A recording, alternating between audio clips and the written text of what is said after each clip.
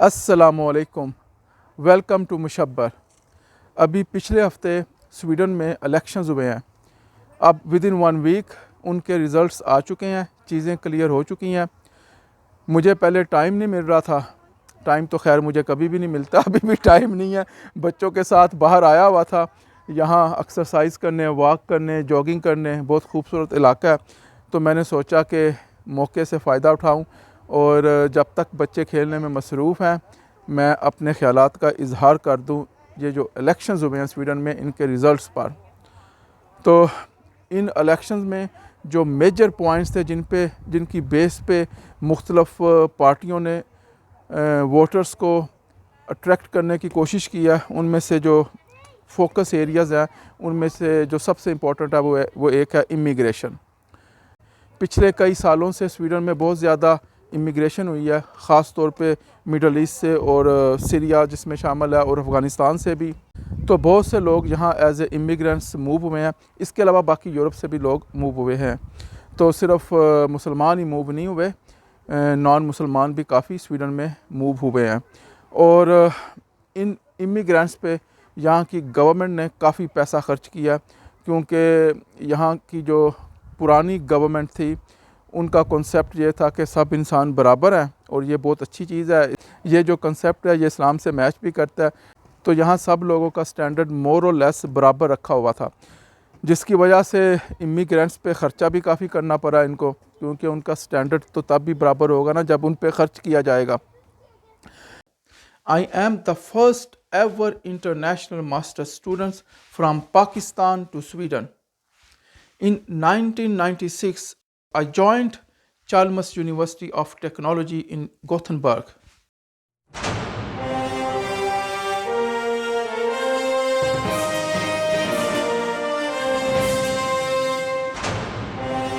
लेकिन इमिग्रेंट्स ने यहाँ के सोशल सिस्टम को काफ़ी मिसयूज़ भी किया, और ये चीज़ें न्यूज़पेपर में भी आईं।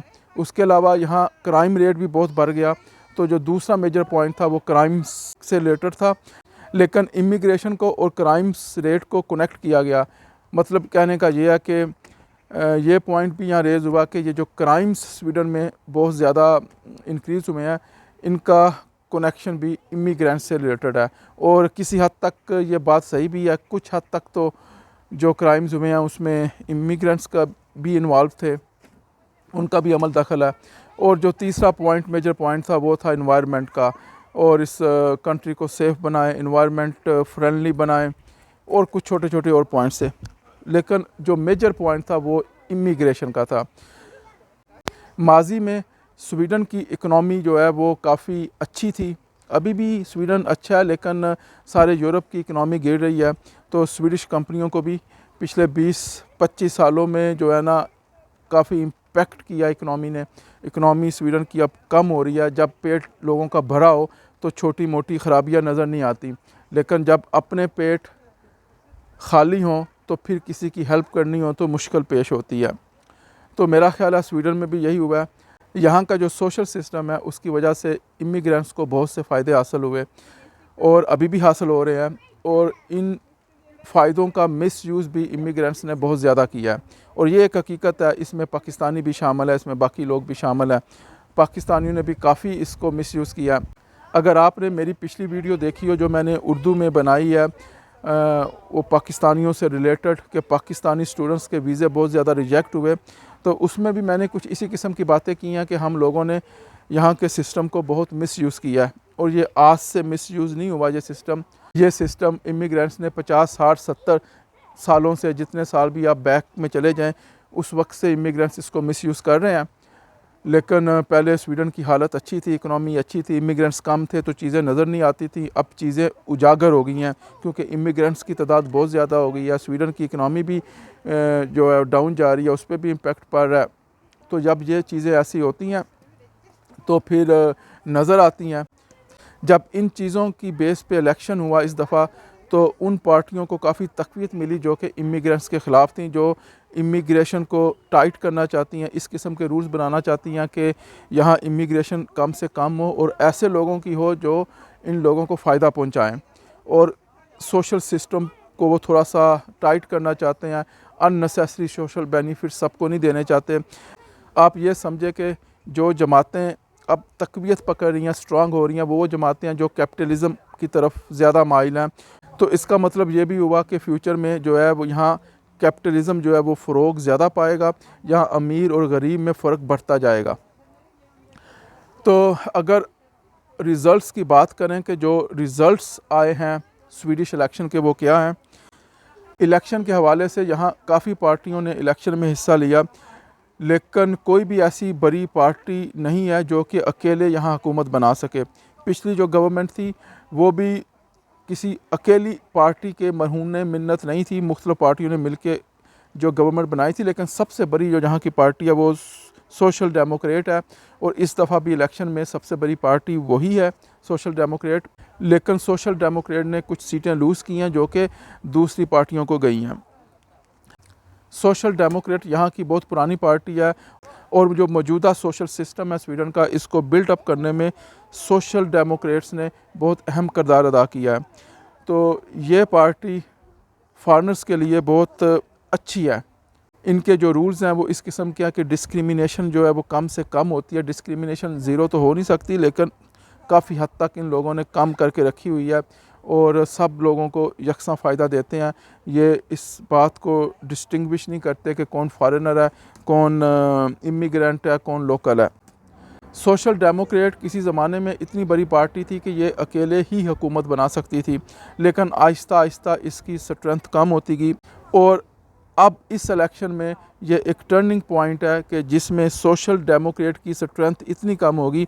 30% सीटें इसने ली हैं, लेकिन ये स्ट्रेंथ अब इतनी कम हो गई है कि अब ये हुकूमत नहीं बना सकती बाकी पार्टीज़ के साथ मिल के भी। और इस पार्टी ने बाकी पार्टीज़ के साथ मिल के जो ग्रुप बनाया, ये इसको आप कह लें कि लेफ़्ट विंग, इसके मुकाबले में राइट विंग है।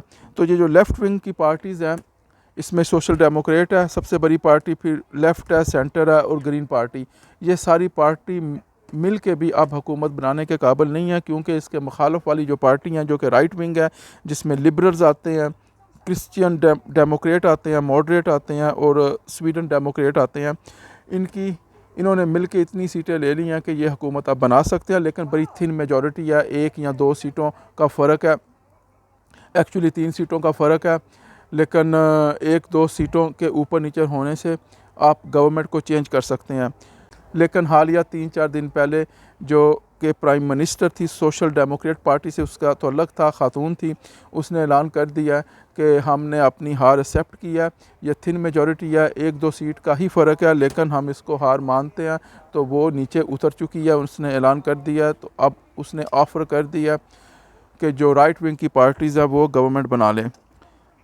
जो राइट विंग की पार्टियाँ ये क्या करना चाहती हैं, ये करना चाहती हैं कि जो है यहाँ का जो सोशल सिस्टम है उसको स्ट्रॉन्ग किया जाए। ये स्ट्रॉन्ग का लफ्ज़ यूज़ करते हैं, लेकिन बेसिकली उनका मतलब है कि इस किस्म का सोशल सिस्टम होना चाहिए कि इमिग्रेंट्स इससे नाजायज़ फ़ायदा ना उठाएं, और जो बेनिफिट्स मिल रहे हैं इमिग्रेंट्स को या सारे लोगों को, अब इन बेनिफिट्स पे कंट्रोल्स को टाइट किया जाए। इसका एंड रिज़ल्ट यही होगा कि इमिग्रेंट्स को बेनिफिट्स कम मिलेंगे, क्योंकि अभी बड़ी आसानी से बेनिफिट्स मिल जाते हैं। जब कंट्रोल टाइट्स होंगे तो एक तो मिलेंगे नहीं, और दूसरा तो शायद उनकी क्वालिटी में फ़र्क पड़े, उस किस्म के बेनिफिट्स अब ना मिलें।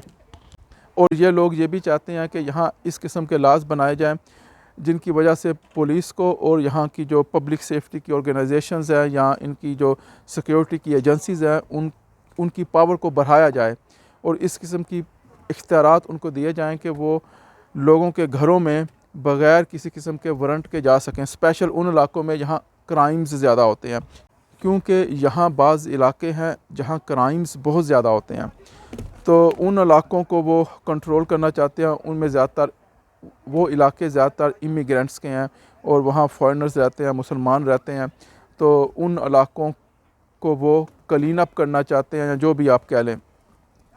तो जब इस किस्म के लाज बनेंगे तो इसका डायरेक्ट इम्पैक्ट जो है इमिग्रेंट्स पे होगा, और मुसलमानों पे काफ़ी ज़्यादा इम्पैक्ट होगा, और पाकिस्तानियों पे तो होगा ही इम्पैक्ट बल्कि पाकिस्तानियों पर तो इम्पैक्ट इसका ऑलरेडी होना शुरू हो गया है।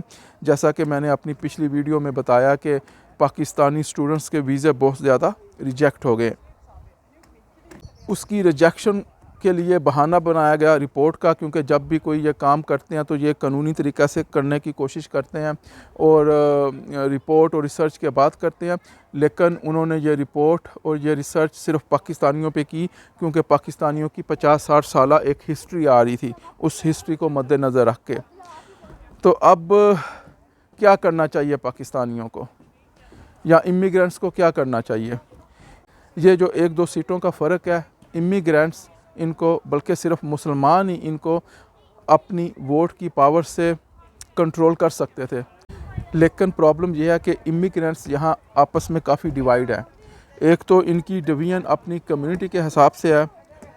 मैं अक्सर पाकिस्तानियों को कहता हूँ कि ये क्या आपने पाकिस्तानी लगाया हुआ है। एक तरफ आप कहते हैं कि हम मुसलमान हैं, अगर आप मुसलमान हैं तो उम्मत मुसलमान की बात करें, यूनिटी की बात करें। यहाँ 2-2 फुट पे मस्जिदें बनाई हुई हैं। ना सिर्फ पाकिस्तानी अपनी मस्जिद बनाने की कोशिश करते हैं, बल्कि अपनी फ़िक़े की भी मस्जिदें बनाने की कोशिश करते हैं। तो तकसीम दर तकसीम है। एक तो यहाँ इमिग्रेंट्स है वो अपनी कम्युनिटीज़ में तकसीम है, ईरानी अलग है, पाकिस्तानी अलग है, अरबी अलग है और अफ्रीकी अलग है, जबकि सब अपने आप को मुसलमान कहते हैं। मेजॉरिटी मुसलमानों की है यहाँ इमिग्रेंट्स की, या शायद मैंने एग्जैक्ट कैलकुलेट नहीं की, लेकिन मुसलमान यहाँ काफ़ी हैं। लेकिन मेरे हिसाब से मुसलमान और गैर मुसलमान दोनों जो हैं इमिग्रेंट्स हैं, उनको इकट्ठा होना चाहिए और स्पेशली मुसलमानों को ये कहना छोड़ देना चाहिए कि हम पाकिस्तानी हैं या हम अरबी हैं या हम अफ़गानी हैं। इनको यूनाइट होना चाहिए, एक होना चाहिए। और पाकिस्तानियों को अपनी 2-2 मोहल्ले की मस्जिद बनाने की बजाय जो है ना वो फोकस करना चाहिए यूनिटी पे। यहाँ हो क्या रहा है? यहाँ वही हो रहा है पाकिस्तानी कम्युनिटी का अगर आप देखें तो जो कि पाकिस्तान में हो रहा है। पाकिस्तानी कम्युनिटी जो है वो आसमान से उतर के स्वीडन में नहीं आई, वो पाकिस्तान से ही उठ के आई है। तो उसकी सोच वही है जो पाकिस्तान की है। पाकिस्तान में जिस तरह मुख्तलिफ ये 13-14 PDM की पार्टीज़ हैं जो अपने छोटे छोटे ज़ाती मफाद के लिए बनी हुई हैं, वही कॉन्सेप्ट यहाँ स्वीडन में पाकिस्तानियों ने इम्प्लीमेंट किया हुआ है, फ़िज़िकली भी और वर्चुअल भी।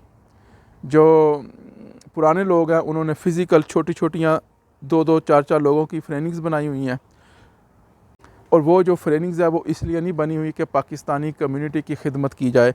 वो फ्रेनिंग्स इसलिए बनी हुई हैं कि जो लोग उसके बनाने वाले हैं वो उनके ज़ाती मफाद थे, उनकी ज़ाती ख्वाहिशें थी। वो अपनी चौधराहट कायम करना चाहते हैं जिस तरह पाकिस्तान में कायम करना चाहते हैं। और जिस तरह पाकिस्तान में है कि जो मुस्लिम लीग नवाज़ है उसमें मुस्लिम लीग नवाज़ की ही फैमिली उसको कंट्रोल करेगी, इसी तरह जिन लोगों ने यहाँ पार्टियाँ बनाई हैं उसको वही कंट्रोल करेंगे, या उसकी फैमिली या उसकी दोस्त अहबाब या वही 2-4 लोग।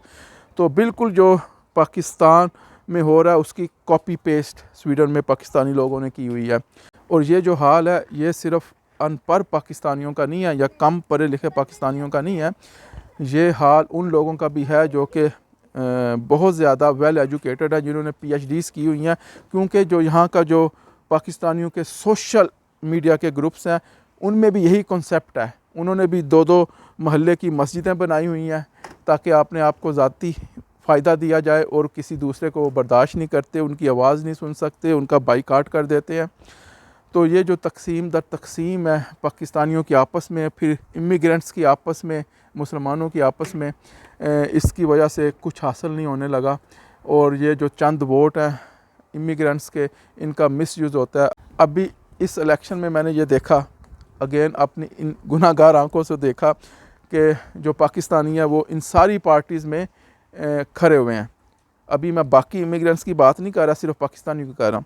पाकिस्तानी इन सारी पार्टियों में, मुख्तलिफ पार्टियों में एक से ज़ायद पाकिस्तानी जो है ना वो इलेक्शन के लिए उन्होंने अपने आप को खड़ा किया हुआ है, प्रपोज़ किया हुआ है।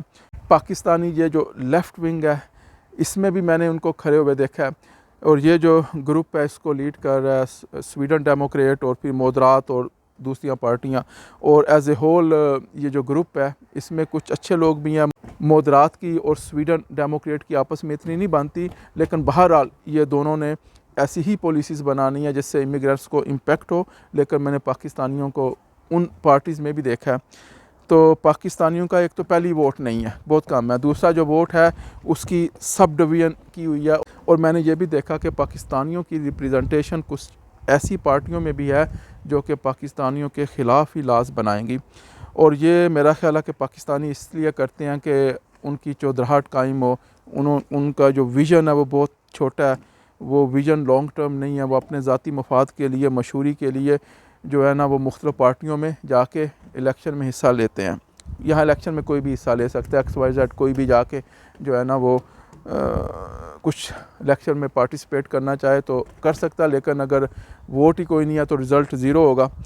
तो पाकिस्तानियों ने यह किया हुआ है कि अपने वोटों को डिवाइड किया हुआ है, और उसके अलावा जो बाकी कम्युनिटीज़ हैं उनका भी यही हाल है कि वोट की तकसीम दर तकसीम है, और हज़ारों मुसलमान जो हैं वो इन इलेक्शंस में खड़े होते हैं, और किसी को 2 वोट मिलते हैं, किसी को 5 वोट, किसी को 10 वोट, किसी को 15 वोट, और ये नहीं करते कि ये इकट्ठे होकर अपना एक रिप्रेजेंटेटिव इलेक्शन में खड़ा करवाएं और सारे लोग उस एक बंदे को वोट दें और वो उस पार्टी को रिप्रेजेंट करे जो कि फॉरेनर्स के लिए काम कर रही है, या कोई नई पार्टी अपनी बनाए।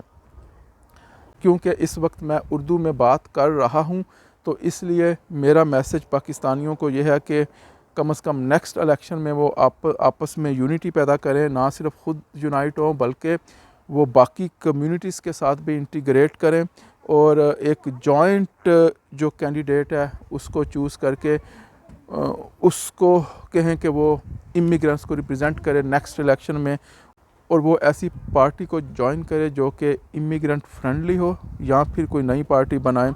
लेकिन अगर पाकिस्तानी और बाकी इमिग्रेंट्स इसी तरह करते रहेंगे जैसे वो कर रहे हैं, तो नेक्स्ट इलेक्शन में ये जो राइट विंग है इसकी जो तादाद है मज़ीद बढ़ेगी, इसकी स्ट्रेंथ मज़ीद बढ़ेगी।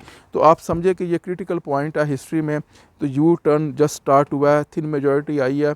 मैं तो ये देख रहा हूँ कि अगले सालों में जो नेक्स्ट इलेक्शन होंगे ये मेजॉरिटी बढ़ती जाएगी और यू टर्न ये पूरा कंप्लीट हो जाएगा। लेकिन इस यू टर्न को कंप्लीट होने से सिर्फ इमिग्रेंट्स रोक सकते हैं, और वो रोक इस तरह सकते हैं, एक तो उल्टी सीधी हरकतें ना करें, इनके सिस्टम को नाजायज़ इस्तेमाल ना करें, दूसरे आपस में मुत्तहिद हों और छोटे मफाद की खातर जो है ना अपने ज़ाती मफाद की खातर जो है वो कम्युनिटी को बर्बाद ना करें या इमिग्रेंट्स को बर्बाद ना करें, जॉइंट एफ़र्ट लगाएं और फिर मुस्तकबिल में कामयाबी हासिल करें। तो मेरा ख़्याल है कि अगर पाकिस्तानी आपस में यूनाइट हो, ये जो महल्ले की मस्जिद है इनको ख़त्म कर दें, इनको मिलियामेट कर दें, उनका नामो निशान हटा दें और यूनाइट हो, और ना सिर्फ खुद यूनाइट हो बल्कि जो बाकी इमिग्रेंट्स हैं उनको भी अपने अंदर इंटीग्रेट करें, और फिर नेक्स्ट इलेक्शन में अपने वोट की ताकत को इस्तेमाल करें, तो ये यू टर्न जो है ये स्टॉप हो सकता है। वरना मैं ये देख रहा हूँ कि मुस्तकबिल में स्वीडन में फॉरेनर्स के लिए प्रॉब्लम्स होगी, ख़ास तौर पे उन फॉरेनर्स के लिए जो कि सोशल पे डिपेंड कर रहे हैं। बहुत से यहाँ फॉरेनर्स जो हैं उनमें पाकिस्तानियों की बहुत बड़ी तादाद है जो कि सोशल सिस्टम को दीमक की तरह खा रहे हैं। उनको बहुत बड़ा इम्पेक्ट होगा। वो जितना उनका हक बनता है, जितना उनको खाना चाहिए वो उतना भी नहीं खा सकेंगे। तो एक तो मिसयूज़ करना सिस्टम को छोड़ें, और दूसरा ये आपस में यूनाइट हों। तो यही मेरा मैसेज है। तो काफ़ी लंबी गुफ्तगू हो गई है, बल्कि बहुत ही लंबी गुफ्तगू हो गई है, मैं एक्सपेक्ट नहीं कर रहा था। तो इसलिए अब मैं इजाज़त चाहूँगा। अल्लाह हाफ़िज़। If you like this video, please share this video to the whole world. Spread this video everywhere. We are confident that this channel is going to have a huge impact. This channel is going to change some of the lives of the people. So please subscribe to this channel and press the bell icon and stay tuned. Thank you to all of you. Goodbye.